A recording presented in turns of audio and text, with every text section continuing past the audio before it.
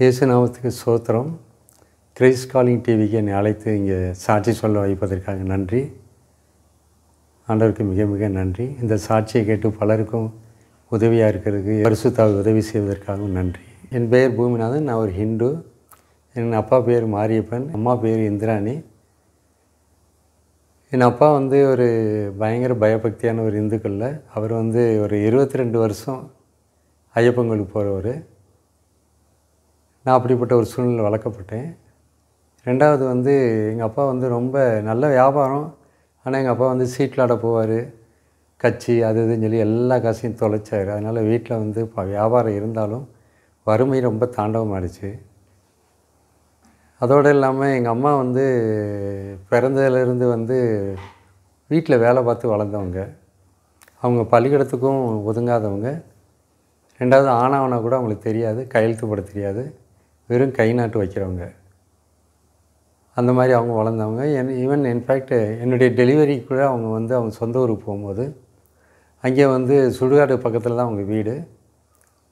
அவங்க சாப்பாடே வெறும் கருவாடு தான் சாப்பிட்டு வளர்ந்தாங்க. அவங்க டெலிவரி முடிஞ்சு நான் பிறக்கும் போது கையெல்லாம் சிறங்கு. ஏன்னா போதிய சாப்பாடு இல்லைனால இந்த கருவாடு சாப்பிட்டதுனால தான் என் கையில் சிறங்கு வந்ததாக அவங்க சொன்னாங்க. அப்படி ஒரு சூழ்நிலை தான் நான் பிறந்தேன். அதுக்கப்புறம் நான் வீட்டுக்கு வந்தேன். எங்கள் அப்பா ரொம்ப கண்டிக்கிறவர். அடி எதுக்கு எடுத்தாலும் அடி உத தான். இன்ஃபேக்ட் எங்கள் ஸ்கூலில் நான் 1வது படிக்கும் போது நான் ஸ்கூலுக்கு போகலேன்னு அழுதேன். ஏன்னா வீட்லேயும் அடி, ஸ்கூல்லேயும் அடி. அப்போ எங்கள் அப்பா எங்களுக்கு கொடுத்த தண்டனை என்ன தெரியுங்களா? எனக்கு என்னை ஸ்கூல்லேருந்து கூப்பிட்டு எனக்கு ஒரு 6 வயசு இருக்கும்.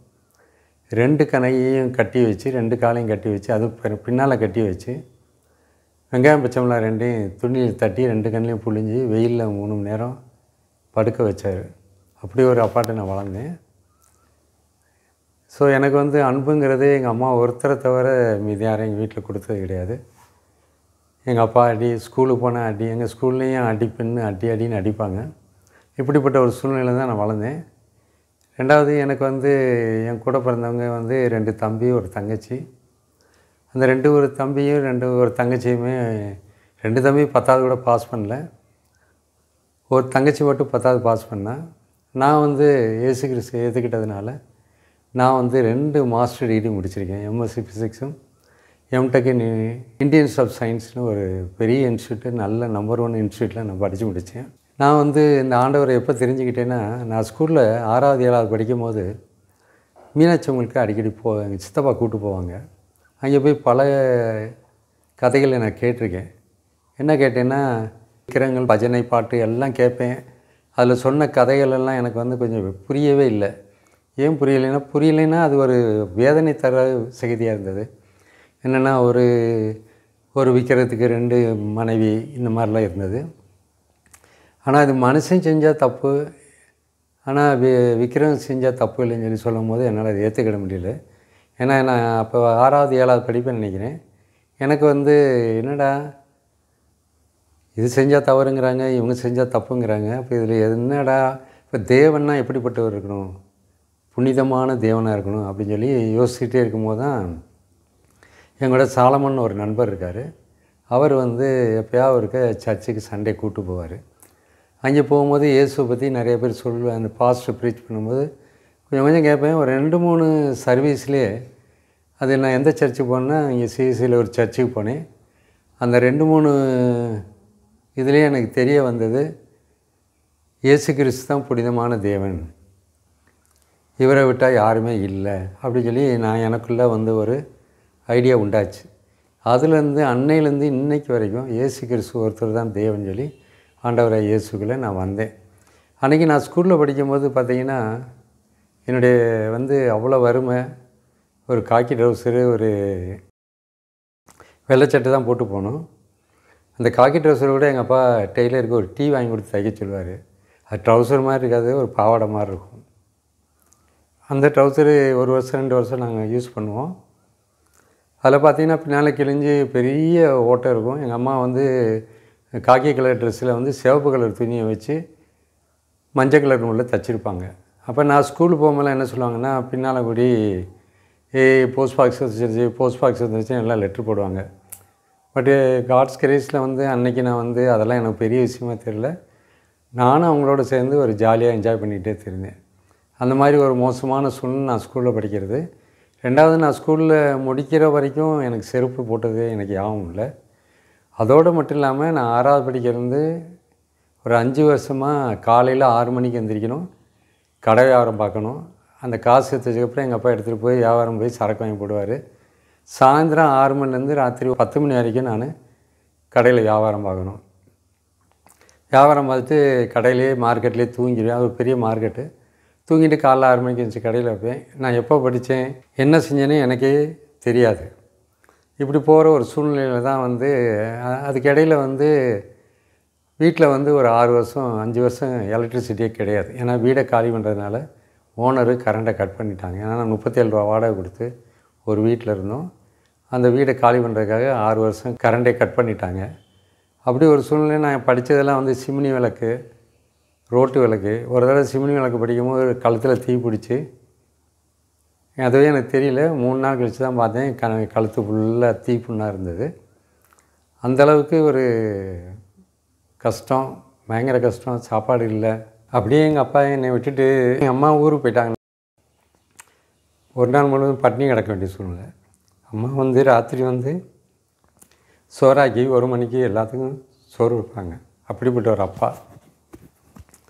ஸோ இந்த மாதிரி சூழ்நிலையில் தான் நான் வளர்ந்தேன். வளரும்போது எனக்கு 10th படிக்கும்போது நான் எலெக்டிவ் எடுக்கணும்.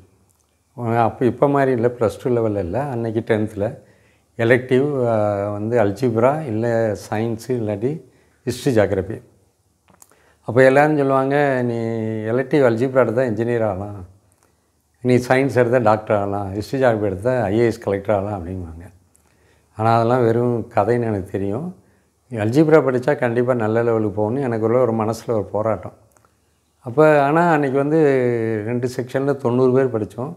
12 பேர்த்துக்கு தான் அல்ஜிப்ரா கொடுப்பாங்க. மீதி இருக்கிற 78 பேர்த்துக்கும் வேறு குரூப் கொடுப்பாங்க. அந்த 12 பேர்த்தில் நான் ஒரு ஆளாக வரணும்னா கண்டிப்பாக அது டீச்சருடைய ஒரு செலெக்ஷன் தான். அப்போ 2 நாள் நான் ஃபாஸ்டிங்கில் வீட்டில் ஃபாஸ்டிங்னு என்ன சரியாக சாப்பிடலை கொள்ளலை, ஏசு விட்டமாக ப்ரேயர் பண்ணிகிட்டே இருந்தேன். கரெக்டாக 2வது நாள் ரிசல்ட் வந்தது. எனக்கு எலெக்டிவ் அல்ஜிப்ரா கிடச்சது. அது கடவுளுக்கு ஒரு பெரிய தேங்க்ஸ். ஏன்னா அன்றைக்கி எனக்கு அல்ஜிப்ரா நான் எடுக்காட்டி இன்றைக்கி நான் ஒரு சயின்டிஸ்ட்டாக ஆயிருக்க முடியாது. அப்போ ஆண்டவருடைய சித்தம் படி என்னை அழகாக. அது 2வது நான் மேத்ஸில் கணக்கில் 8 மார்க் தான் எடுப்பேன். எப்படியோ ஃபைனல் மார்க்கில் 35 எடுப்பேன். ஆனால் 8வது படிக்கும்போது எங்கள் பெரியப்பா ஒருத்தர் பார்த்து, என்னடா இவ்வளோ மார்க் எடுக்கிற, உனக்கு ஏன்டா கஷ்டம் கேட்டார். அப்போ நான் சொன்னேன், எனக்கு மேத்ஸில் 100க்கு 100 எடுக்கணும்னு ரொம்ப ஆசை பெரியப்பா, ஆனால் என்னால் எடுக்க முடியல. அப்போ அவர் சொல்லுவார், டெய்லி ஒரு 2 நிமிஷம் சார் நடத்துகிற மட்டும் பாடுறா அப்படிம்பார். அவர் எனக்கு செலவழித்த நிமிஷம் 2 நிமிஷம். ஆனால் அதுக்கப்புறம் பார்த்திங்கன்னா இயேசுவின் கிருபையினால் 90 மார்க்கு நான் குறையவே இல்லை மேத்ஸில். அதனால தான் எனக்கு இந்த அல்ஜிப்ராவே கொடுத்தாங்க. அப்போ நான் ஸ்கூலில் படித்து ரொம்ப பெரிய மார்க்கெலாம் சாதிக்கலை. ஒரு 360 ஏதோ இவ்வளோ தான் எடுத்தேன். அப்போ நான் அமெரிக்கன் காலேஜுக்கு அப்ளை பண்ணப்போ எனக்கு கிடைக்கல. கடைசியாக தியாகராஜர் காலேஜில் தான் எனக்கு சீட்டு கிடைச்சது. அப்போ எனக்கு ஒரு பயங்கர பெயின். என்ன பெயின்னா, நம்ம நல்லா படிச்சிருக்கணும் இன்னும் அப்படின்னு ஒரு ஆண்டவர் எனக்கு ஒரு வெறி ஊட்டினார். அப்போ நான் ஃபஸ்ட் குரூப் படிக்க போகலான்ட்டு எங்கள் அப்பாட்ட கேட்டப்போ எங்கள் அப்பா சொன்னார், உன்னால் எனக்கு கிழிக்க முடியாது, உன் வேலையை பார்த்து போடான்னு சொல்லிட்டு இன்னொருத்தர்கிட்ட ஐடியா கேட்டார். இப்போ அவர் சொன்னார், அதெல்லாம் முடியாதுங்க உங்கள் பையனால், நானே படிக்க முடியல, இவர் எப்படிங்க படிக்க முடியும், உங்கள் பையனுக்கு அவ்வளோ அறிவு இல்லைங்க அப்படின்னாரு. 2வது நான் காலேஜ் போகிறது இங்கிலீஷ் மீடியம், நான் அது வரைக்கும் படித்தது தமிழ் மீடியம். ரொம்ப எனக்கு டிஸ்டர்ப் ஆகிட்டப்போ எங்கள் அப்பாட்ட சொன்னேன், படிக்க வச்சா ஃபஸ்ட் குரூப் படிக்க வைங்க, இல்லாட்டி ஃபஸ்ட் குரூப் படிக்க முடியலையா கொண்டு வேலையில் போடுங்க அப்படின்னு. சரியா போடான்ட்டார். அப்போ ஃபீஸு ஒரு வருஷத்துக்கு 60 ரூபா. இந்த 60 ரூபா கூட எங்கள் அப்பாட்ட கிடையாது. ஆனால் நான் ஒரு 2 மாதம் கடையில் வேலை பார்த்தப்போ டெய்லி 1 ரூபா சம்பளம் கொடுப்பாங்க. அதை சேர்த்து வச்சுட்டு ஒரு 60 ரூபா, அந்த 60 ரூபா அடைச்சி நான் இந்த பியூசி சேர்ந்தேன். பியூசியில் படித்தேன். நான் இங்கிலீஷ் மீடியம் கிடையாது, தமிழ் மீடியம். ஒரு கிளாஸு ஒன்றுமே புரியாது. அப்போ என் ஃப்ரெண்டு சாதாரண நான் ஃப்ரெண்டை பிடிச்சேன். அவன் இங்கிலீஷ் மீடியம். அவன் எனக்கு டெய்லி சொல்லிக் கொடுப்பான். கடைசி பார்த்திங்கன்னா ஒரு 180 பேர்த்தில் 21 பேர் தான் பாஸு, 169 பேர் ஃபெயிலு. அதில் வந்து ஒரு 7 பேர் தான் நாங்கள் ஃபஸ்ட் கிளாஸு. அதில் நானும் ஒரு ஆள். அது இயேசு கிறிஸ்துன்னு. ஏன்னா நான் வந்து இயேசு ஒருத்தரை தான் நம்புவேன். இயேசுவை தான் ப்ரேயர் பண்ணுவேன். இயேசுவை விட்டால் எனக்கு யாருமே கிடையாது. வீட்லேயும் எனக்கு சப்போர்ட்டு கிடையாது. அப்படி படிக்கும்போது எங்கள் அப்பா வந்து காலேஜ் படிக்க வைக்க முடியாது, பிஎஸ்சி கடைக்கு போடா வேலைக்கு போடான்ட்டார். நான் படித்தேன்னு சொன்னேன். சேப்பரம் மேலே எல்லாம் சத்தம் போட்டாங்க, ஏப்பா இவ்வளோ வரையும் ஃபஸ்ட் கிளாஸ் வாங்கியிருக்கேன் அன்றைக்கி. ஏன்னா அன்றைக்கி பியூசிங்கிறது வந்து ரொம்ப டஃப்பு பாஸ் பண்ணுறது. சேர்த்து வைப்பாங்க. சரி பிஎஸ்சி ஃபிசிக்ஸ் சேர்ந்தேன். இன்ஜினியரிங் சீட்டு ட்ரை பண்ணேன். எனக்கு வந்து இன்ஜினியரிங் காலேஜ் வந்து வேறு வெளியூரில் கிடச்சது. அப்போ வந்து இவங்க சொல்லிட்டாங்க, ஹாஸ்டலில் படிக்க வைக்க முடியாது, சும்மா இங்கே படித்தா போதுன்ட்டாங்க. அப்போ தியாகராஜ காலேஜில் பிஎஸ்சி ஃபிசிக்ஸ் படித்தேன். படிக்கும்போது எனக்கு வந்து அந்த இன்ட்ரெஸ்ட் போயிடுச்சு. ஏன் போயிடுச்சுன்னா, சரி படிக்க வைக்க மாட்டாங்க, இனி வேலைக்கு தான் போடுவாங்க, சம்பளத்துக்கு தான் போடுவாங்கன்ட்டு இஷ்டத்துக்கு டெய்லி எங்கள் அப்பா கடைக்கு போகணும், அந்த காய்கறி வியாபாரம் பார்த்துட்டு வரணும், ஸ்கூலுக்கு காலேஜுக்கு போகணும், லேட்டாக தான் போவேன். அப்படியே போச்சு. கடைசி 4வது செமஸ்டர் பார்த்தா 24 அரியர்ஸு இந்த பேப்பரை சேர்த்து. கடைசி ஒரு நாள் பார்த்து அந்த ரூமில் உட்காந்து அழுதேன். யார்கிட்ட அழுதேன்? ஏசுட்டு தான் அழுதேன். ஏசுட்டு அழுத பிறகு ஏசு சொன்னார், நீ கவலைப்படாத படினார். காட்ஸ் கிரேஸில் இப்போ கடவுளுடைய கிருபையில் அந்த 24 பேப்பரும் அந்த செமஸ்டரை முடிச்சிட்டேன். முடித்ததுக்கப்புறம் பார்த்திங்கன்னா பிஎஸ்சியில் நல்ல மார்க் வாங்கினேன்.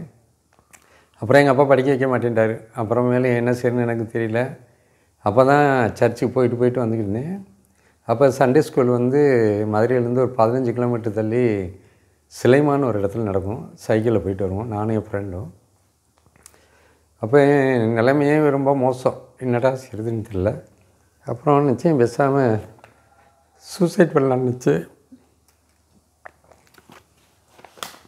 அப்போ வந்து எனக்கு வந்து சரி என்ன செய்வேன்னு சொல்லிட்டு எங்கள் அப்பா, அப்புறம் நான் வந்து வெளியில் ஒரு சார்ட்டு போடுவேன், பிஎட் சார்ட்டு போடும்போது ஒரு சார்ட்டுக்கு 4000 ரூபா கொடுப்பாங்க. ஒரு ஃப்ரெண்டு எனக்கு கலெக்ஷன் பண்ணுவேன். இப்படி ஒரு 800 ரூபா சேர்த்தேன். இப்போ என் ஃப்ரெண்டு சொன்னேன், டேய் நம்ம சொந்தமாக பத்தியாக வர ஆரம்பிப்போம் அப்படின்னு சொல்லிட்டு கோழி பண்ண ஆரம்பித்தோம். கோழி பண்ண ஃபெயிலு. அப்புறமேல் பத்தியாக வர ஆரம்பித்து சிவகாசிலேருந்து பிரிண்டிங்லாம் எடுத்து எல்லாம் கொண்டு வந்து குச்சிக்கு பெர்ஃப்யூம்லாம் அடித்து எல்லாம் பண்ணி டெய்லி சைக்கிளில் 30 கிலோமீட்டர் 40 கிலோமீட்டர் போவேன். ஆனால் என்ன ஒரு நாளைக்கு 5 ரூபா 10 ரூபா கிடைக்கும். செஞ்சுட்டு கடலமிட்டாய் சாப்பிட்டு வந்து படுத்துருவோம். இப்படி இருக்கும்போது திடீர்னு அவன் ஒரு நாள் தெரியாமல் எங்கேயோ வேலைக்கு போயிட்டான். கடைசி வீட்டுக்கு போய் பார்த்தா வீடு பூட்டியிருக்கு, ஃபேக்ட்ரி பூட்டியிருக்கு. இன்ட்ரெஸ்ட் மனசு சரியில்லை. அப்புறம் என்னடா செய்யணும்னு பார்த்தேன். அப்புறம் நெல்லுக்கடையில் கணப்புள்ளியாக வேலைக்கு சேர்ந்தேன். நெல்லுக்கடையில் கணப்புள்ளியாக வேலை சேர்ந்து சம்பளம் 150 ரூபா, டெய்லி 2 ரூபா பேட்டா. அங்கேயே என்னை வந்து ரொம்ப இன்சல்ட் பண்ணுவாங்க. யோசித்தேன், சரி இனிமேல் படித்தா தான் நமக்கு வேலை அப்படின்னு சொல்லிட்டு ஆண்டவர் இயேசுகிட்ட தான் ப்ரேயர் பண்ணேன். அப்போ இயேசுகிட்ட ப்ரேயர் பண்ணி நான் எம்எஸ்சி படிக்க போகிறேன்னு எங்கள் அப்பாட்ட சொல்லும்போது எங்கள் அப்பா சொல்கிறாரு, 5 பைசா கிடையாது என்கிட்டலாம் வராதுன்ட்டார்.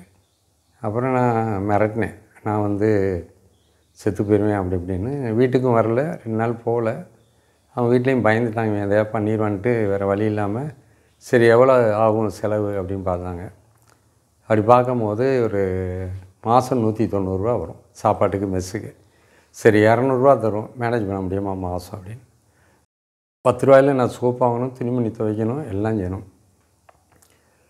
ஆனாலும் அந்த எம்எஸ்சியில் வாட்டர் சைக்கிள் எடுத்துகிட்டு காலைல சண்டே சர்ச்சுக்கு போயிடுவேன். ஆனால் மெஸ்ஸு மூடிட்டாங்கன்னா பட்னி. ஏன்னா கையில் காசு இருக்காது. மெஸ்ஸு இல்லாட்டி வெளியே தான் சாப்பிட்ணும், கையில் காசு இருக்காது, பட்னி இருக்கணும். இப்படியே படித்து எம்எஸ்சி முடிச்சிட்டேன். காட்ஸ் கிரேஸில் எம்எஸ்சி நல்ல மார்க் வாங்கினேன், வெளியில் வந்தேன். கடவுளுக்கு ரொம்ப ரொம்ப நன்றி. என்னுடைய எவ்வளோ தான் பட்னி கிடந்தாலும் ஆண்டவர் எனக்கு பேக்ரவுண்டாக இருந்து எல்லா காரியத்தையும் செஞ்சு கொடுத்ததுக்கு ரொம்ப நன்றி. அதுக்கப்புறம் நான் வந்து காலேஜில் இன்ஜினியரிங் காலேஜில் ஸ்ரீலிபுத்தூரில் கலசலிங்கம் இன்ஜினியரிங் காலேஜில் அசோசியேட் லெக்சராக எனக்கு வேலை கிடச்சிது. போனது ஒரு 4-5 பேர் இன்டர்வியூக்கு வந்திருந்தாங்க, நானும் போயிருந்தேன். கிளாஸ் எடுக்க சொன்னாங்க, நானும் எடுத்தேன். கடைசி பார்த்திங்கன்னா எனக்கு தான் அந்த வேலை கிடச்சிது. அங்கே வேலை பார்த்தேன். 900 ரூபா சம்பளம் மாதம். அந்த 900 சம்பளத்தில் நான் வேலை பார்க்கும்போது அந்த காலேஜில் ஒரு 3 வருஷம் வேலை பார்த்துட்டு அங்கேருந்து எனக்கு அப்படியே வேலைக்கு ட்ரை பண்ணிக்கிட்டே இருந்தேன். கரெக்டாக எனக்கு வந்து ஆனர்ஸ் ஃபேக்ட்ரியில் 500 பேர் வேலை இன்டர்வியூ கூப்பிட்டு 15 பேர் எடுத்தாங்க. அதில் என் பேர் செலெக்ஷன் ஆயிடுச்சு. அது ஒரு பெரிய ஒரு என்ன சொல்கிறது, தமிழில் மீடியம் படிச்சுட்டு இங்கிலீஷில் போய் அங்கேயே நான் பேசும்போது கூட இந்த கூட வந்தவங்க சொன்னாங்க, நல்லா இங்கிலீஷ் பேசுகிறே அப்படின்னாங்க. இதெல்லாம் வந்து நான் எப்போயுமே நினைக்கிறேன், ஒரு என் கூட பிறந்த தம்பி தங்கச்சி யாருமே படிக்காத ஒரு வீட்டில் கை நாட்டு போட தெரிஞ்ச எங்கள் அம்மாவுக்கு அப்படிப்பட்ட ஒரு ஆண்டவர் எனக்கு எவ்வளோ பெரிய ஒரு ஆசீர்வாதம் கொடுத்தா நினைக்கும் போது ரொம்ப சந்தோஷம். அப்போ ஆன்லைன் சைடில் டேரக்டரில் வேலை பார்த்தேன். வேலை பார்க்கும்போது அங்கே நல்லா வேலை பார்த்துட்டு சம்பளம் கம்மி தான், 1400 சம்பளம். அது வேலை பார்க்கும்போது எனக்கு வந்து ஐஐடி சென்னையில் ஒரு கோர்ஸ் கிடச்சது. அது என்னை வந்து அனுப்புனாங்க. அந்த ஐஐடி சென்னையில் கோர்ஸ் படிக்கும்போது நான் திருச்சிக்கு போய்ட்டு திரும்பும்போது அப்படியே வீட்டுக்கு வந்துட்டு கிளம்பும்போது பார்க்குறேன் என் சர்டிஃபிகேட்ஸ்லாம் காணோம். ஏன்னா சர்டிஃபிகேட்லாம் காணோன்னு பார்த்தோன்னே எனக்கு காய்ச்சலே வந்துருச்சு. ஏன்னா ஒரு ஜெராக்ஸ் பேப்பர் கூட என்கிட்ட கிடையாது. அப்படியே நொந்து வீட்லேயும் சொல்ல முடியல. சரின்னு சொல்லிட்டு ஏன்னா நான் டேராடூன் போகணும். டேராடூன் இங்கே வந்து சென்னையிலேருந்து டெல்லி போய் டெல்லியிலேருந்து டேராடூன் போகணும். மொத்தம் வந்து கிட்டத்தட்ட 60 ஹவர்ஸ் ஆகணும் போய் சேர்றதுக்கு. போயிட்டேன். எல்லோரும் வேறு வேலைக்கு அப்ளை பண்ணுறாங்க. நான் மட்டும் சர்டிஃபிகேட் இல்லாதனால சும்மா உட்காந்துக்கிட்டு இருந்தேன். அப்படி இருக்கும்போது எப்படா சர்டிஃபிகேட் கிடைக்குன்னு சொல்லிட்டு நான் வந்து சரின்னு சொல்லிட்டு லீவில் வந்து இங்கே ட்ரை பண்ணேன். எல்லா எஜுகேஷன் ஆஃபீஸ் போய் கேட்டால் அவங்க சொல்லிட்டாங்க, உங்கள் சர்டிஃபிகேட் வந்து கம்ப்யூட்டரில் என்ட்ரு பண்ணாத காலம். ஆனால் அந்த நேரம் வந்து கம்ப்யூட்டர்லாம் இல்லாத நேரம். இப்போ அந்த சர்டிஃபிகேட்லாம் கொடுக்க முடியாது, ஐம் சாரின்னு சொல்லிட்டாங்க. சரி, எனக்கும் வேறு வேலை இல்லை, எனக்கு என்ன செய்யறதுன்னு தெரியல. அப்போ தான் ஒரு நாள் சரின்னு சொல்லிட்டு அழுதுகிட்டே இருந்தேன். கிட்டத்தட்ட 8 மாதம் ஆச்சு. அப்போ வந்து எனக்கு கேப்டன் தாமஸ்னு ஒருத்தர் இருந்தார். அவர் உண்மையிலே பைபிள் என்ன சொல்லியிருக்கோ அதுபடி வாழ்கிற ஒரு மனுஷன். அவர் வந்து மிலிட்ரியில் கேப்டனாக இருந்தார். அவர் அந்த கேம்பஸில் இருக்கும்போது தண்ணி அடிக்க சொல்லுவாங்கன்னு சொல்லிட்டு தனி வீடு வாடகைக்கு எடுத்து அவர் குடியிருந்தார். அப்போ அவர் சொன்னார், தம்பி உங்களுக்கு என்ன பிரச்சனைனார். அண்ணே இந்த மாதிரி என் சர்டிஃபிகேட்லாம் காட்ட ஆகிப்போச்சு, 8 மாதம் ஆச்சு. அது யார் கையில் கிடச்சிருந்தா பேப்பர் கிழிச்சு போட்டிருப்பாங்க, என் வாழ்க்கையே ஒரு கேள்விக்குறியாக இருக்குண்ணே அப்படின்னு. அவங்க சொன்னாங்க, தம்பி நான் ப்ரேயர் பண்ணுறேன், ஃபாஸ்டிங் ப்ரேயர் பண்ணுறேன்னு சொல்லிட்டு ஒரு வாரம் பண்ணாங்க. காலைல 5 நான் பண்ணல, அவர் பண்ணாங்க. காலைல 5 மணிக்கு எழுந்திரிச்சு ஒரு 10 மணி வரைக்கும் ஃபாஸ்டிங் ப்ரேயர் பண்ணிட்டு அப்போ சொன்னாங்க, தம்பி உங்களுக்கு வந்து சர்டிஃபிகேட்டு நார்த்தில் கிடையாது, சவுத் இந்தியாவில் இருக்குது, 15 டேஸில் உங்களுக்கு வந்துடும் அப்படின்னு சொல்லி அவங்க ஒரு ப்ராமிஸ் சொன்னாங்க. எக்ஸாக்டாக 15 டேஸ்க்கு முன்னாடியே எங்கள் அப்பா வந்து லெட்டரில் அனுப்பிச்சிருக்காரு.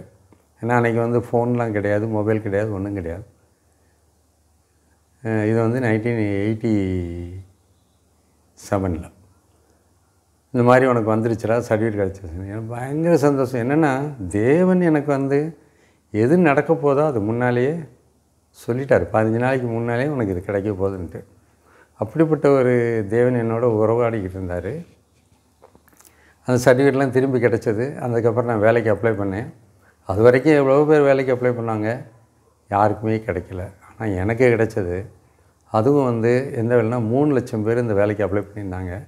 அவங்க இன்டர்வியூ கூப்பிட்டது 1500 பேர். என் கூட ஆஃபீஸில் அப்ளை பண்ண யாருக்குமே கூப்பிடலை.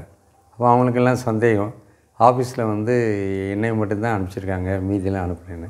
அங்கே போய் எல்லாம் சண்டை போட்டப்போ அவங்க எல்லா ரெக்கார்டும் காமிச்சாங்க, எல்லாருக்கும் அனுப்பிச்சிருக்கேன், ஆனால் பூமிநாதனுக்கு மட்டும்தான் இன்டர்வியூ வந்திருக்கு, அதுக்கு நாங்கள் பொறுப்பு இல்லைன்ட்டாங்க. அப்போ அந்த 1500 பேர் இன்டர்வியூ வந்திருந்தது. நான் போயிருந்தேன். அதில் 50 பேர் தான் எடுத்தாங்க. அதில் நான் ஒரு ஆள், அதாவது 30 பேர்த்துக்கு ஒரு ஆள். இதுக்கிடையில் என்னென்னா எங்கள் அப்பா எப்பவுமே சொல்லுவார், இப்படி காசு கொடுத்தா தான்டா வேலை கிடைக்கும், நீ என்னடா அப்படி சொல்கிறேன்னாரு. நான் சொல்லுவேன், இப்போ ஆண்டவர் கொடுப்பார், ஏன் ஆண்டவர் கொடுப்பார், இப்படியே தான் சொன்னேன். இது எனக்கு வந்து இது முதல் வேலை முடிச்சுட்டு இப்போ ஆன்லைன் செட்டை முடிச்சுட்டு இது 3வது வேலை. அதுவும் ஒரு சயின்டிஸ்ட்னு ஒரு வேலை. இந்த சயின்டிஸ்ட் வேலையும் எனக்கு தெரியவே தெரியாது, இப்படி ஒரு வேலை இருக்குன்னு. அது நான் வடக்க போகும்போது என் ஃப்ரெண்டு ஒருத்தர் சொன்னார், தம்பி என் ஃப்ரெண்டு சயின்டிஸ்ட்னார். அவரை போய் பார்த்தா 26 வயசு தான் இருந்துச்சு.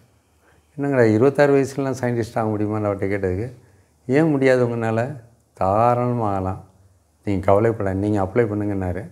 அப்ளை பண்ணி கிடச்சது. அது வந்து என்ன சொல்கிறது, கடவுளுக்கு பயங்கர, அதாவது ஆண்டவர் திட்டம் வச்சுருக்காரு, அந்த திட்டப்படி என்னை வழி நடத்தினார். நான் ஆண்டவரை மட்டும் நம்பினேன். இதுக்கிடையில் என்னென்னா என் கூட இருக்க கொல்லிக்கெலாம் சொல்லுவாங்க, எங்கள் அப்பா மாமா வந்து பெரிய இதில் இருக்கார், எங்கள் பெரியப்பா வந்து பெரிய மேனேஜராக இருக்கார், நான் அந்த வேலைக்கு போகிறேன் இந்த வேலைக்கு போகிறேன் எல்லாம் சொல்லுவாங்க. அப்போ எனக்கு பயங்கர என்னடா நம்ம கூட இருக்கவங்களாம் ஒருத்தருமே கிடையாது, நல்ல இடத்துல கிடையாது, நம்ம எப்படி போக போகிறோன்னு ரொம்ப நொந்து போயிருந்தேன். அப்போ தான் என் ஃப்ரெண்டு சொல்லுவார், தம்பி உங்கள் கூட இயேசு இருக்கார், அந்த இயேசு இருக்கிறதுனால நீங்கள் வந்து கண்டிப்பாக நல்ல வேலைக்கு வருவீங்கன்னு அப்படின்னு சொல்லுவார். அந்த இயேசுனால தான் நான் அந்த வேலை கிடைச்சது. இயேசுன்னு எனக்கு பெரிய குப்பையிலேருந்து கோபுரத்துக்கு உயர்த்துற மாதிரி உயர்த்தினார். அதனால் இந்த வேலை கிடச்சி நான் வந்தேன். வந்துட்டு எனக்கு 1 இயர் ட்ரைனிங் எங்கன்னா பூனேயில் ட்ரைனிங். அந்த பூனேயில் ட்ரைனிங் இருக்கும்போது எனக்கு வந்து எப்படின்னா 1 வருஷம், அதாவது 1 வருஷத்தில் நான் பாஸ் பண்ணி கம்ப்ளீட்டாக இவ்வளோ பெர்சன்டேஜ் எடுத்தேன் வேலைக்கு. இல்லாட்டி என்ன சொல்லுவாங்கன்னா வேலையிலேருந்து என்னைய போக சொல்லிடுவாங்க. அப்படி ஒரு சூழ்நிலை இருக்கும்போது தான் நான் வந்து கஷ்டப்பட்டு படித்தேன். ஏன்னா அதெல்லாம் நான் எம்எஸ்சி முடிச்சிருந்தேன், அதெல்லாம் இன்ஜினியரிங் சிலபஸ்ஸு. இப்போ ஆண்டவர் ஒவ்வொரு இடத்துலையும் நம்மளை வந்து வழி நடத்தி செல்கிறாரு. நீ போ, நீ செய், இந்த மாதிரி பண்ணு. இதெல்லாம் பார்க்கும்போது ஆண்டவருக்கு என் வாழ்நாள் முழுவதும் நன்றி சொன்னாலும் அதுக்கு தகாது. ஏன்னா அப்படிப்பட்ட தேவன், அன்பே ஒரு உருக்கமான தேவன். இந்த தேவனை வந்துட்டு நம்ம எப்படி எனக்கு என்ன சொல்கிறது, என் வாழ்நாள் முழுவதும் நான் மறக்கவும் மாட்டேன். இப்படி இருக்கும்போது அதுக்கடுத்து இதில் என்னென்னா, எனக்கு வந்து ஒரு நாள் வந்து நான் வந்து கடலில் குளிக்க போனேன் திருவனந்தபுரத்தில். குளிக்கும் போது ஒய்ஃப் சொன்னாப்புல, கழுத்தில் செயின் போடாதீங்க அப்படின்னு சொன்னாப்புல. நான் சொன்னேன் நான் போட்டு தான் போவேன்னு சொல்லிட்டு போனேன். அது என் தப்பு தான். போய் குளிக்கும் போது பார்த்திங்கன்னா மொதல் அலை வந்தது, 2வது அலை வந்தது, 3வது அலையில் பார்த்தா செயினை காணும். செயினை காணோன்னே உடனே ஆண்டவர்கிட்ட ப்ரேயர் பண்ணி, ஆண்டவரே உம்முடைய சித்தமானால் திருப்பி கொடுங்க, இல்லைனாலும் உம்முடைய சித்தம் ஆண்டவர்னு சொல்லிட்டு ப்ரேயர் பண்ணிட்டு பார்க்குறேன். கால் கடியில் மினுமின்னு மினுக்குது. ஃப்ரெண்டு பார்த்துட்டேன். அவன் பூமி இங்கே இது இருக்குது, அதை என்ன செய்யலாம், எடுக்கலாமா அப்படின்னு. சரி எடுக்கலாம் பார்த்தா அதுக்குள்ளே 2-3 அலை வந்துருச்சு, காணா போச்சு. கடைசி பார்த்தா அந்த செயின் பழையபடியும் கிடச்சிருச்சு. அப்போ என் ஃப்ரெண்டு வீட்டுக்கு போனப்போ அவங்க ஃப்ரெண்டை போக சொன்னார், தம்பி கடலில் ஒரு பொருள் காணா போய் திரும்பி கிடைக்குன்னா கடவுள் உங்களோட இருக்கார், அதை நீங்கள் மறந்துடாதீங்கன்னு அவர் சொன்னார். அவர் ஒரு இந்து கும்பிடக்கூடிய ஒரு மனுஷன். அப்போ நான் இங்கே வந்து எங்கள் அப்பாட்ட வந்து சொன்னேன். எங்கள் அப்பாட்ட சொன்னோடனே அவர் 10 நாள் என் கூட பேசவே இல்லை. எதுக்கு பேசலை அப்படின்னு கேட்டால், அப்பா காசு நல்ல காசுன்னு சொல்லாமல் அவன் இயேசுவை பற்றி சொல்கிறான் அப்படின்னு ஒரு பயங்கர கோபம். அப்போ என் கூட பேசலை. அதுக்கப்புறம் மன்னிப்பு கேட்டதுக்கப்புறம் என் கூட பேசினார். இதுக்கடையில் எங்கள் சித்தப்பா வந்தார். வந்துட்டு, டே உங்கள் அப்பா உன் மேலே செம்ம கோபமாக இருக்கார், நீ அவருக்கு முன்னால் நடிச்சுக்கோ, எப்படி நான் இந்த சாமி விக்கிரங்களை வணங்குறேன் அப்படி இப்படின்னு சொல்லிட்டேன்னு வச்சுக்குவேன், அவர் உனக்கு கொஞ்சம் காசு சேர்த்து வச்சுருக்காரு, கொடுப்பாரு. 2வது அவர் வாயில் விழுந்தால் யாரும் உருப்பட்டதே கிடையாது. என்னடா சொல்கிறேன்னாரு. நான் சொன்னேன், சித்தப்பா எனக்கு படிக்க முடியாத ஒரு மனுஷனை படிக்க வச்சு இவ்வளோ தூரம் ஆளாக்கின கடவுளை நான் மறக்க மாட்டேன், எனக்கு அவர் சொத்தே வேணாம். 2வது அவர் என்னை திட்டி எனக்கு ஒன்றும் ஆகாது, ஏன்னா இயேசு கிறிஸ்து என்னோட இருக்காருன்னு சொல்லிட்டு விட்டேன். அவர் என்ன பண்ணார், போட அவன் தலையெழுத்தை மாற்ற முடியாதுன்னு போயிட்டார். ஆனால் அப்படி இருக்கிற நேரத்தில் எங்கள் அப்பா பிரித்து சொத்தை கொடுத்தாரு, எனக்கு கொடுக்கல. 2 தம்பி கொடுத்தாரு, எல்லாத்தையும் கொடுத்தாரு. ஈவன் ஷேர் வாங்கினவங்க கூட எனக்கு கொடுக்கல, எல்லா பிள்ளைகளுக்கும் ஷேர் வாங்கி கொடுத்தாரு. ஆனால் எல்லாத்த விட இன்றைக்கி நான் தேவன் என்னைய ரொம்ப உயர்த்தி வச்சுருக்காரு. ஒரு பெரிய வீடு, ஒரு காரு, எல்லா வசதியும் கொடுத்துருக்காரு. ஸோ இது உண்மையான தேவன், உயிருள்ள தேவன், ஜீவனுள்ள தேவன். இந்த தேவனை நம்பின யாரும் வெட்கப்பட்டு போகலைங்கிறது நான் இந்த இடத்துல நான் சொல்ல விரும்புகிறேன். அப்போ இந்த மாதிரி இருக்கும்போது அதுக்கடுத்தது வந்து எனக்கு கல்யாணம் ஃபிக்ஸ் பண்ணாங்க. பண்ணும்போது என்னுடைய மனைவி வந்து விக்கிரங்களை கும்பிட்ற கடவுளில் தான் எடுத்தாங்க. ஆனால் எனக்கு அதில் இஷ்டம் இல்லை.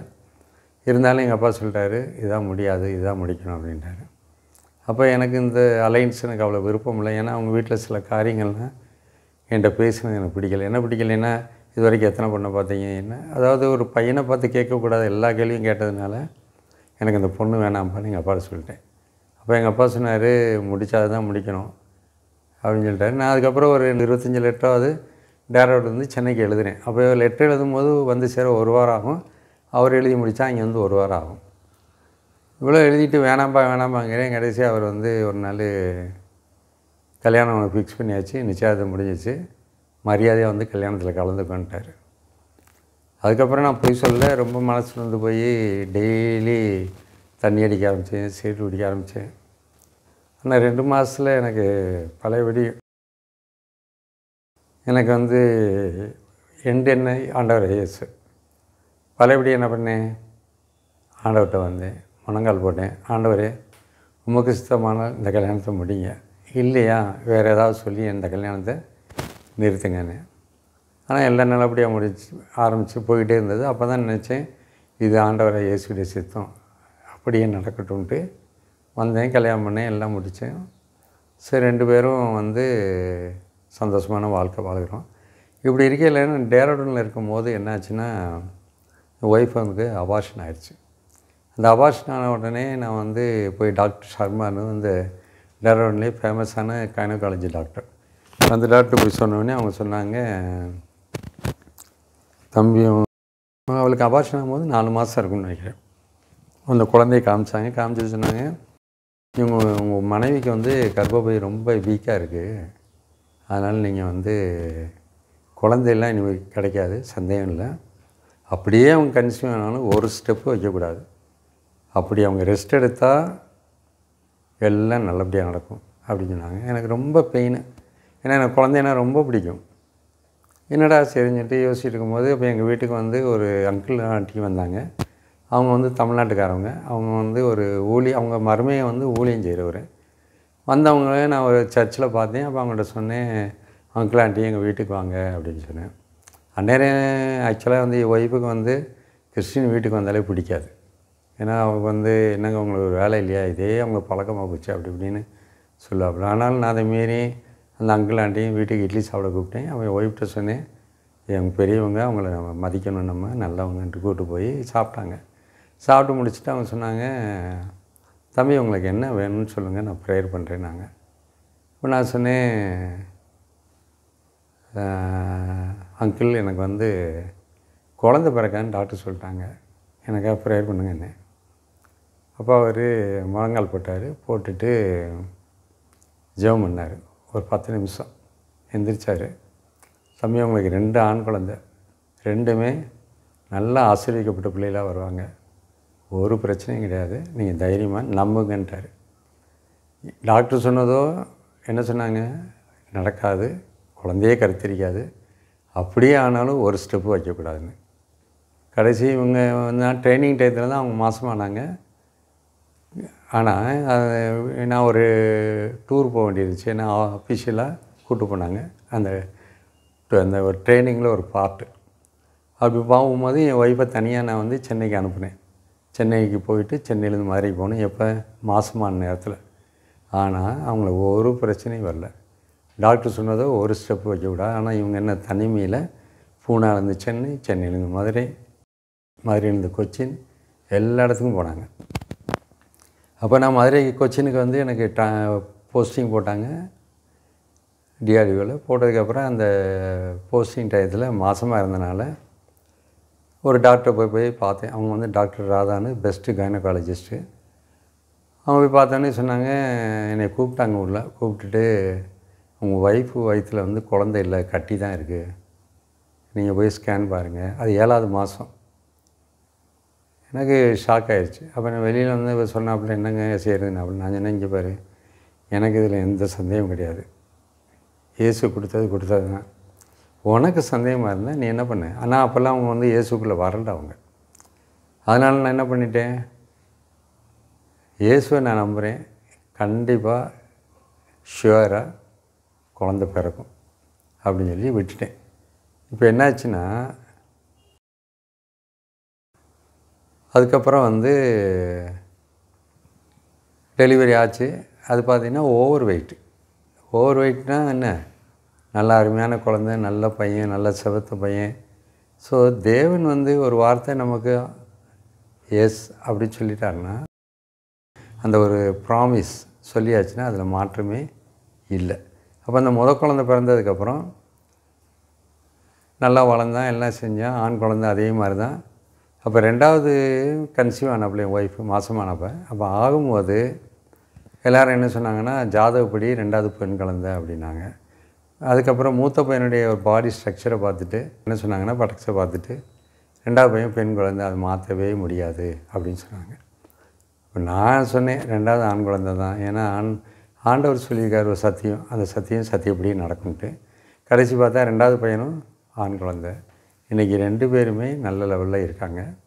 ஸோ நான் இன்றைக்கு வரைக்கும் தேவன் எனக்கு வந்து முன்னாலேயே சில காரியங்களை சொல்லிடுவார். உனக்கு இது நடக்க போகுது, இது நடக்க போகுது, இது நடக்க போகுது, இது நடக்க போகுது, இது நடக்க போகுதுன்ட்டு. அப்போ இப்படி இருக்கும்போது எங்கள் பையனை வந்து பெரியவன் வந்து 5வது வரைக்கும் ஒழுங்காக படிக்கலைன்னா அடித்தேன், உதைச்சேன். ஸ்கூலில் போகிறதுக்கு முன்னால் பைய பிடிக்க மேலே போடுவேன். என்னென்னமோ பண்ணி பார்த்தேன். நான் பண்ணாத தப்பு கிடையாது. ஒரு நாள்லாம் அரைஞ்சி என் 5 விரலும் கன்னத்தில் இருந்தது. அந்த அளவுக்கு நான் பண்ணேன். ஆனால் எனக்கு வருத்தத்தோடு தான். ஆனால் ஒரே ஒரு வரி என்ன, படிக்கணும்.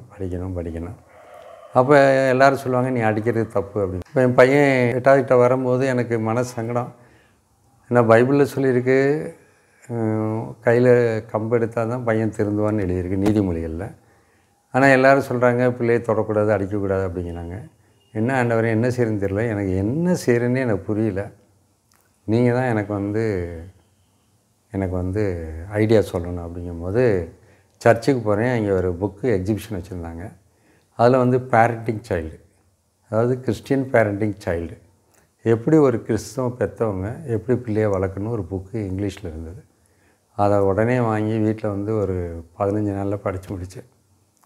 ஆண்டவர் அவ்வளோ வெளிச்சம் எனக்கு அதில் கொடுத்தாரு. எப்படி நீ பிள்ளையை வளர்க்கணும், எப்படி செய்யணும், என்ன செய்யணும், எந்த ஏஜில் எதை பற்றி பேசணும், எந்த ஏஜில் என்ன செய்யணும் அப்படின்னு சொல்லி அவ்வளோ அழகாக சொன்னோடனே எனக்கு அதான் ஆண்டவர்கிட்ட வந்து ஒரு காரியத்தை கேட்கும்போது அது அழகாக டீப்பாக அது புரிகிற அளவுக்கு ஒரு அருமையான புத்தகத்தை கொடுத்தாரு. இன்றைக்கி அந்த புத்தகம் வச்சுருக்கேன். அது எல்லாத்துலேயுமே நான் ரெக்கமெண்ட் பண்ணிகிட்ருக்கேன். அப்படி ஒரு புக்கு. அந்த புக்கை நான் படிச்சுட்டு அதுக்கப்புறம் என்ன பண்ணேன்னா அவனை வந்து அவனுடைய பர்த்டேக்கு ஒரு புக்கு வாங்கி கொடுத்தேன். அந்த புக்கு பைபிள் வாங்கி கொடுத்துட்டு இதாண்டா அவன் வாழ்க்கைக்கு முக்கியமான புஸ்தகம். இந்த புஸ்தகம் இல்லாட்டியும் வாழ்க்கை வீணாக போயிடும். அதனால் இந்த புஸ்தகத்தை நீ எடுத்து என்ன செய்ய போகிற, வாழ்க்கையில் முதல் புஸ்தகமாக வச்சு நீ ரெகுலராக படிக்கணும் அப்படின்னு அன்றைக்கி கொடுத்தேன். அன்றைக்கி கொடுத்ததுக்கப்புறம் அவன் வந்து அந்த புஸ்தகத்தை டெய்லி ஒரு 1/2 மணி நேரம் படிப்பான். படித்ததுக்கப்புறம் அவனுடைய ஞானம் அதிகமாகி ஸ்கூலில் அவன் வந்து டாப்பராக வந்தான். ஸ்கூலில் வந்து 95 குறைஞ்சி மேத்ஸில் வாங்குறது. அதுக்கு முன்னால் வாங்குகிற maths mark 8 mark 7 mark 15 mark இப்படி தான் வாங்குவான். ஆனால் இந்த புக்கு பைபிள் படிக்க ஆரம்பித்ததுக்கப்புறம் அவன் வாழ்க்கையில் வெற்றி தொடங்கிருச்சு. ஏன்னா 1/2 மணி நேரம் அவன் புரிஞ்சு படிப்பான். படிக்கும்போது என்னாச்சுன்னா அவனுடைய வாழ்க்கையை பயங்கர முன்னேற்றம். டீச்சர்லாம் ரொம்ப ஆச்சரியப்படுற அளவுக்கு இருந்தது. இதுக்கிடையில் நானும் என் மனைவியும் வந்து எங்களுக்குள்ள ஒரு அக்ரிமெண்ட் இருந்தது. என்ன அக்ரிமெண்ட்னா,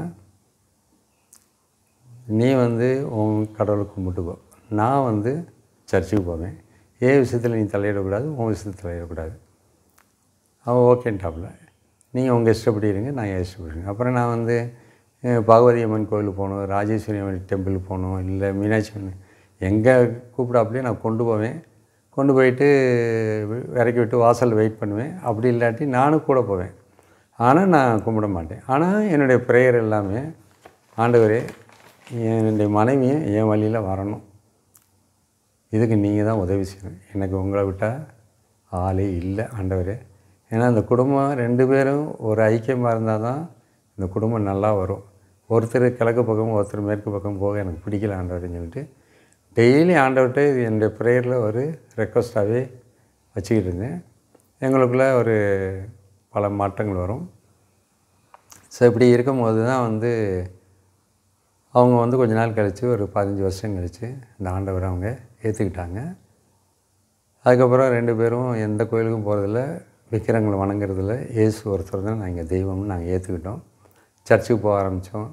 ப்ரேயர் மீட்டிங், செல் மீட்டிங், நிறைய மீட்டிங் அட்டன் பண்ணோம். ஆண்டவருடைய ராஜ்யத்தை குறித்து நிறைய அறிவு எங்களுக்குள்ள வளர்க்கப்பட்டது. இது ஆண்டவருக்கு ரொம்ப ரொம்ப நன்றி.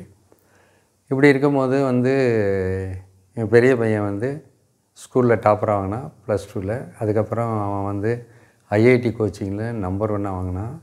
ஐஐடி போனான், நல்லா படித்தான், வெளியில் வந்தான். வந்துட்டு இன்றைக்கி அதுக்கப்புறம் ஐஐடியில் டாப்பராக இருந்தான். ஜப்பான்லேருந்து மாதம் $96,000 ஸ்காலர்ஷிப் அவனுக்கு கிடச்சது. அந்த ஸ்காலர்ஷிப்பில் தான் படித்தான். ஆண்டவர் வந்து அவனை அற்புதமாக ஞானத்தை கொடுத்தாரு. அவன் நல்லா உயர்த்தினார்.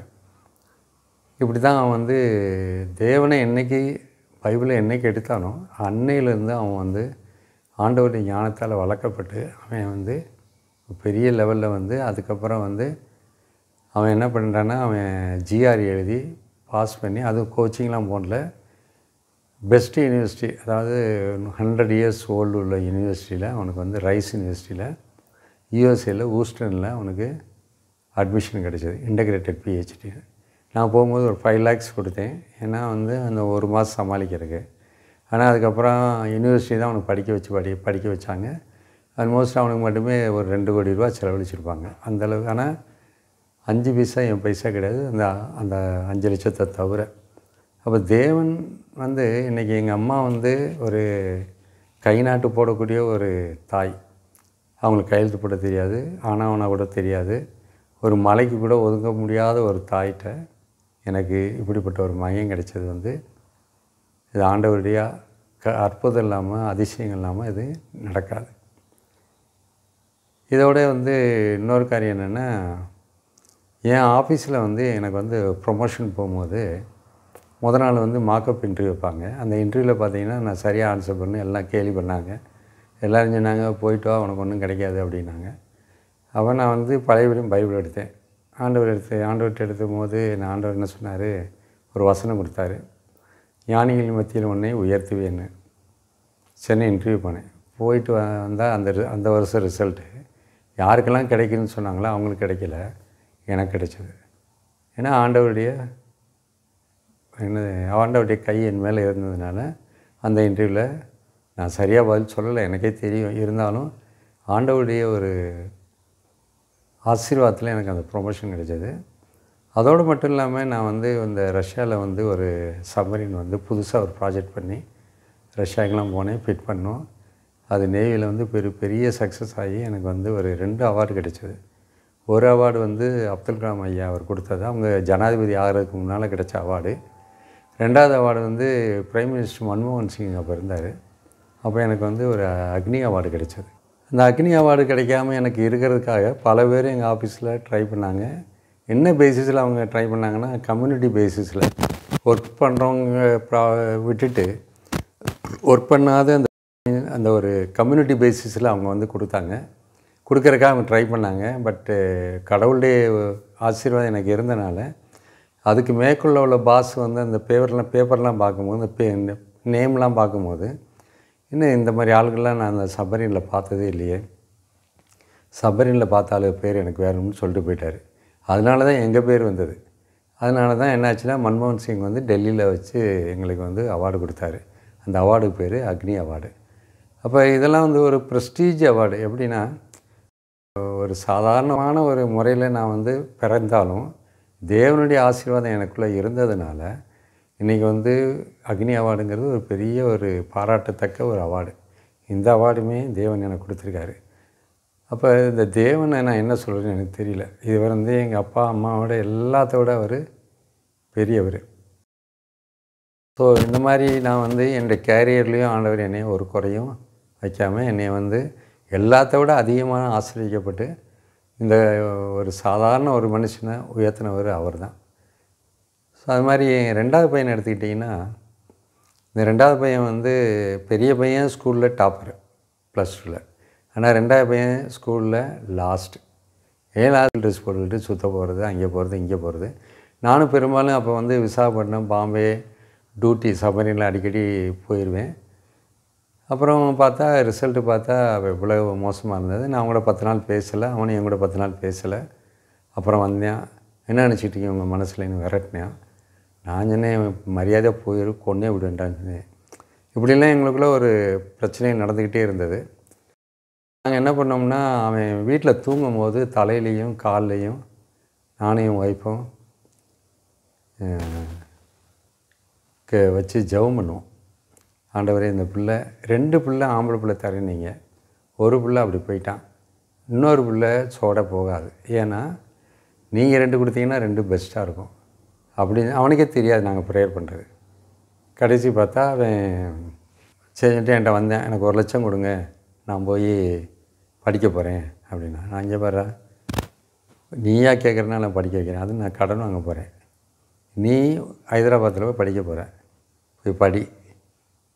ஆனால் இதுக்கப்புறம் நீ படிக்கலைன்னா நம்ம அப்படின்னு சத்தம் போட்டு அவனை கொண்டு போய் ஒரே நாளில் அன்ரிசர்வ் கம்பார்ட்மெண்ட்டில் ஏறி, அதுவுமே நான் இயேசு கிறிஸ்து ப்ரேயர் பண்ணிட்டு தான் அதை கொண்டு போய் ₹1,00,000 அடைச்சேன். அவன் அங்கே போய் தங்கினேன், படித்தான். 1 இயர் ஆணுச்சு.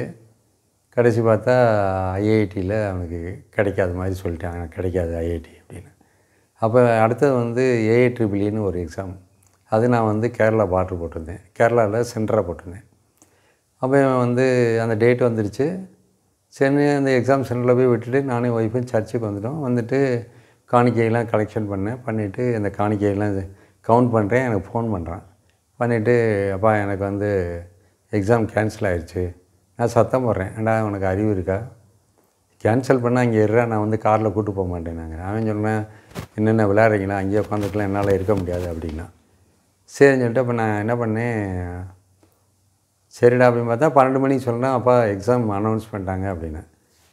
நான் அவனை கூப்பிட்டு போனோம்னா 2.5 மணி நேரம் ஆகும். அது சிபிஎஸ்சி நடத்துகிறதுனால இந்த எக்ஸாம் வந்து 2 மணிக்கு உள்ளே போகலைன்னா விட மாட்டாங்க. கடைசி அவனை பிடிச்சிக்கிடுச்சு. அவனை போனால் இங்கே 3 மணி ஆயிடுச்சு. எனக்கு டென்ஷன் ஆயிடுச்சு. ஏன்னா அதுதான் அவனுக்கு கடைசி வருஷம். அடுத்த வருஷத்துலேருந்து ஸ்கூல் மார்க்கர் சேர்க்குறாங்க. இந்த ஸ்கூல் மார்க்கை சேர்த்தா இவன் மார்க்கு ரொம்ப டவுன் ஆயிரும். சரி சொல்லிட்டு போய் வாட்ச்மேன்ட்ட கேட்குறேன், என்னங்க எக்ஸாம்லாம் தொடங்கிடுச்சுங்க, அவ்வளோதான், இன்னெல்லாம் நுழைய விட மாட்டாங்க, நீங்கள் போங்கன்றாங்க. அப்படியே நொந்து வரும்போது வாட்ச்மேன் கூப்பிட்றாரு. கூப்பிட்டு என்ன எக்ஸாமுங்க அப்படின்னாரு. Engineering exam. அதுவா? அது வந்து எல்லா எக்ஸாம் சென்டர்லையும் நடத்துகிறாங்க. ஆனால் எங்கள் சென்டரில் மெடிக்கல் எக்ஸாம் இருக்கிறதுனால இன்ஜினியரிங் என்ட்ரன்ஸு இங்கே எழுதுகிறவங்களுக்கு ரொம்ப ஒரு மாதம் தள்ளி போட்டிருக்காங்க, நீங்கள் போயிட்டு வாங்க. அப்பா ஆண்டவரே உங்களுக்கு நன்றி. ஆனால் இதுக்கு முன்னால் நான் வந்து ஒரு நாள் சர்ச்சில் வந்து, ஆண்டவரே மூத்தவன் இங்கே போயிட்டேன், 2வது பையன் அப்படி என்ன செய்ய போகிறேன். அப்போ ஆண்டவர் சொன்னார், நீ 1.5 வருஷம் பொறுத்துக்கோ, அவனுக்கு வேண்டியது நான் செய்வேன், நீ பேசாமல். இதுதான் ஆண்டவர் சொன்னார். அதுக்கப்புறம் 1.5 வருஷம் நான் வந்து கவலைப்படவே இல்லை. ஏன்னா எனக்கு என் வாழ்க்கையில் ஏற்றுக்கிட்டது என்னென்னா, இந்த 1.5 வருஷங்கிறது, அதாவது தேவன் ஒரு காரியத்தை சொல்லிட்டாருன்னா, இன்ஃபேக்ட் எனக்கு இந்த சயின்டிஸ்ட் ஜாப் கிடைச்சதே வந்து, நான் தூங்கும் போது என் தம்பி வந்து கனவுல வந்து அப்பாயின்மெண்ட் லெட்டர் கொடுக்குறான், அண்ணே உங்களுக்கு நல்ல வேலை கிடச்சிருக்குண்ணே அப்படின்னு. நான் ரொம்ப சந்தோஷத்தில் இருக்கேன் அந்த கனவில். திடீர்னு எந்திரிச்சிட்டேன். எந்திரிச்சு பார்த்ததுக்கப்புறம் பார்த்தா அது கனவு தாண்டு உட்காந்துருக்கும் போது என் ஃப்ரெண்ட்ஸ்லாம் வந்து ஒரு 5 பேர் வர்றாங்க. வந்துட்டு, ஏய் பூமி, வீட்டில் இன்றைக்கி பார்ட்டி தர்றேன், நான் மட்டன் வாங்கிட்டு வரேன் அப்படிங்கிறாங்க. எதுக்கு பண்ண, ஒத்துக்கிறியா இல்லையா அப்படிங்கிறாங்க. சரி ஒத்துக்கிட்டேன். கடைசி பார்த்தா அப்பாயின்மெண்ட் லெட்டர் தர்றாங்க. அப்போ ஆண்டவர் வந்து அந்த அப்பாயின்மெண்ட் லெட்டர் வர்றதுக்கு முன்னாடி என் கனவில் வந்து இப்படிப்பட்ட ஒரு காரியத்தை வெளிப்படுத்துகும் போது அது ஒரு பெரிய ஒரு என்ன சொல்கிறது, சர்டிஃபிகேட் கிடச்சதும் அப்படி தான் எல்லாமே இன்றைக்கி வரைக்கும். அதே மாதிரி அப்போ என்ன பண்ணிட்டான், பெரியவன் எம்எஸ் பண்ணி அங்கேயும் போயிட்டேன், பிஹெச்டி முடிச்சிட்டான். இன்றைக்கி போஸ்ட் கிராஜுவேட் பண்ணி அதே யூனிவர்சிட்டியில் அசிஸ்டன்ட் ப்ரொஃபஸராக வேலைக்கு சேர்ந்துட்டான். 2வது பையன் கேஸில் என்ன ஆச்சுன்னா, மார்க் கம்மியானதுனால என்ஐடி கிடச்சிது. அந்த என்ஐடி கிடச்சதுக்கப்புறம் அவன் சின்சியராக படித்து நல்ல மார்க் வாங்கி வந்து 2 வருஷம் அவனுக்கு கிடைக்கவே இல்லை. என்னது ஃபாரினில் போகணும், அண்ணனை போல போகணுன்னு அவன் ஆசைப்பட்டான். அப்படி போக முடியலன்னு அவன் ரொம்ப ஃப்ரஸ்ட்ரேஷன் ஆயிடுச்சு. அப்போ அவன் என்ன பண்ணான், அவனுக்கு வந்து வெளியே வரும்போது 50,000 சம்பளம் கிடச்சது மாதம். அது வேணான்னு வந்துட்டான். வந்துட்டு ஐஐசி பெங்களூரில் 17,000 ரூபா சம்பளத்துக்கு ஒரு ப்ராஜெக்ட் அசிஸ்டண்ட்டாக வேலை பார்த்தேன். அப்புறம் 1 இயர் வேலை பார்த்தா அங்கே ஏதோ பேப்பர்லாம் பப்ளிஷ் பண்ணேன். அதுக்கப்புறம் ஐஐடி சென்னைக்கு வந்தேன். அங்கே வந்து ஒரு 17,000 ரூபா சம்பளத்தில். அப்போ நான் சொல்லுவேன், ஆண்டவருக்கு காணிக்க போடும்போது கூட, டே அப்பா காசு இல்லை நான் என் காசு தான் போடுவேன்ட்டு. ஒரு செருப்பு கூட அவன் வந்து பிஞ்ச செருப்பு தான் போட்டிருப்பான். நான் வருத்தப்படுவேன். அப்போ சொல்லுவேன் ஒரே ஒரு வார்த்தை, அப்போ நான் வெளிநாடு போகும்போது எனக்கு என்ன வேணாலும் கேட்பேன், வாங்கி கொடுங்க அப்படின்னு சொன்னேன். சரிடான்னு சொல்லிட்டு விட்டுருந்தோம். அப்புறம் ஒரு நாள் கொச்சினுக்கு வந்திருந்தேன். நான் எர்ணாகுளத்தில் தான் இருந்தேன். எர்ணாகுளத்துக்கு வந்திருந்தேன். நான் ஆஃபீஸில் இருந்தேன். வந்தோடனே ஒய்ஃப் சொன்னாப்புல, என்னங்க மகன் வந்திருக்கா அப்படின்னாப்புல. ரொம்ப நாள் கழிச்சு வந்திருந்தேன். அப்போ என் ஒய்ஃப் சொன்னாப்புல, என்னங்க திடீர்னு அழுகிறாங்க, நீங்கள் வந்து என்னென்னு வந்து கேளுங்க அப்படின்னாப்புல. நான் என்னுடைய வாழ்க்கையில் நான் செய்யக்கூடிய முதல் காரியம் என்னென்னா, யாரோட பேச போனாலும் முக்கியமான காரியங்களை முதல்ல ஆண்டவர்கிட்ட ப்ரேயர் பண்ணுவேன். ஆண்டவரே நீங்கள் தான் பேச போகிறீங்க, நான் பேச போகிறேன் அப்படின்னு சொல்லிட்டு போய் பேசினேன். பேசும்போது அவன் அழுகிறான், நான் வாழ்ந்த பிரயோஜனமும் இல்லை, நான் சாக போகிறேன் அப்படி அப்படின்னா.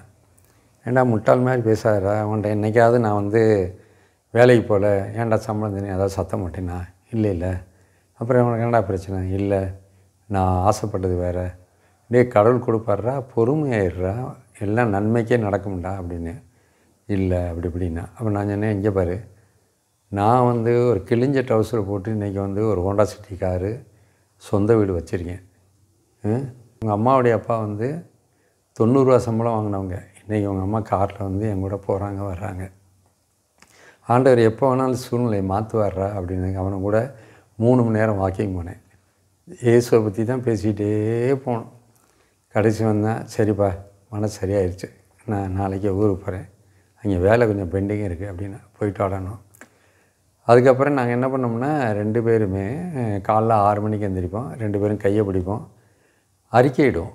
அதாவது 2 பேரும் ஒரு மனசாக அறிக்கையிடுவோம். என்ன அறிக்கையிடுவோம்னா, ஆண்டவரே நீங்கள் அவனுக்கு வேண்டிய படிப்புக்கு வேண்டிய எல்லா காரையும் நீங்கள் செஞ்சிட்டீங்க, அவனுக்கு அட்மிஷன் கிடச்சிருச்சு, அவனுக்கு அங்கேருந்து கிளம்பிருச்சு, அது இத்தனாம் தேதிக்குள்ளே வந்துடும், அது இத்தனாம் தேதியில் வந்துருச்சு, அது வர வழியில் இருக்குது, வேகமாக அவன் கைக்கு வந்துடும் அப்படின்னு சொல்லி டெய்லி 6 மணிக்கு எழுந்திரிச்சு.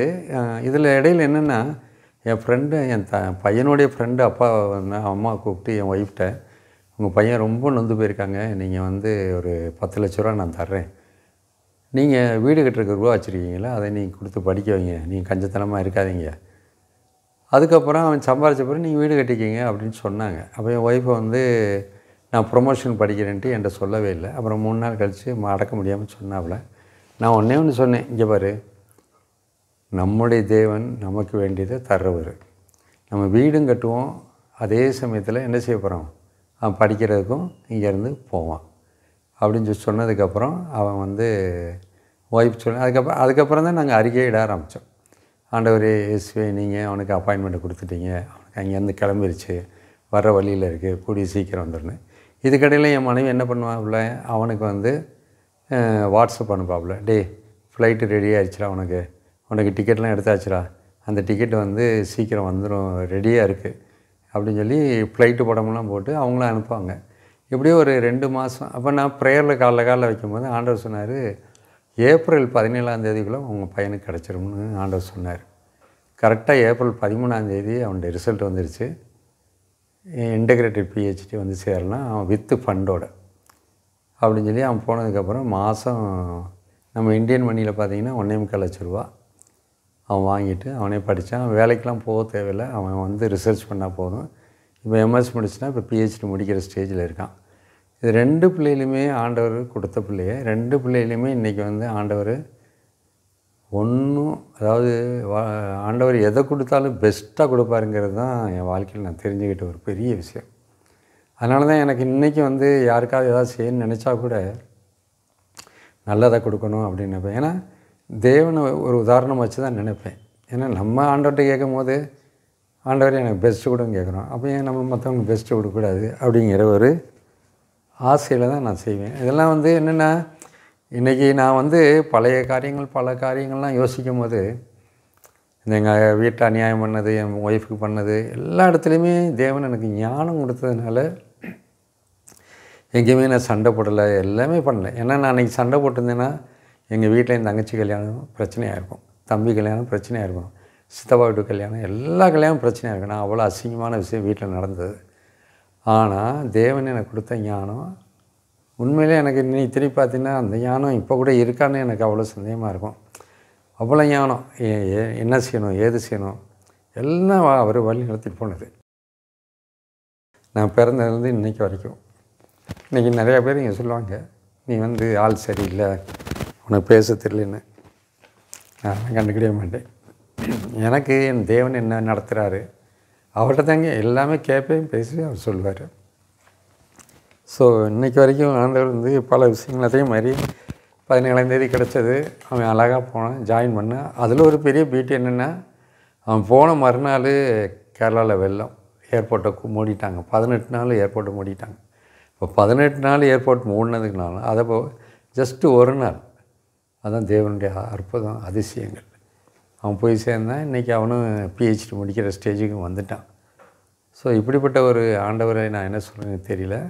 இப்போ என் மனைவி வந்து எப்படி தேவனை ஏற்றுக்கிட்டாங்க. ஆனால் நான் ஆண்டவர் மனைவி தேவனை ஏற்றுக்கணுங்கிறது என்னோடய ப்ரேயர். ஆனால் அதுக்கு சில வழிகள் நடந்தது. என் மனைவி பேர் ராஜேஸ்வரி. அவங்க வந்து கல்யாணம் முடிச்சுட்டு ஒரு 15 வருஷமாக விக்கிரகங்களை தான் வணங்கிட்டு இருந்தாங்க. அவங்க வந்து இந்த தெய்வத்துக்கு வேறல இயேசு சொன்னாலே அவங்களுக்கு கோவம் வரும், அவ்வளோ கோவம் வரும்.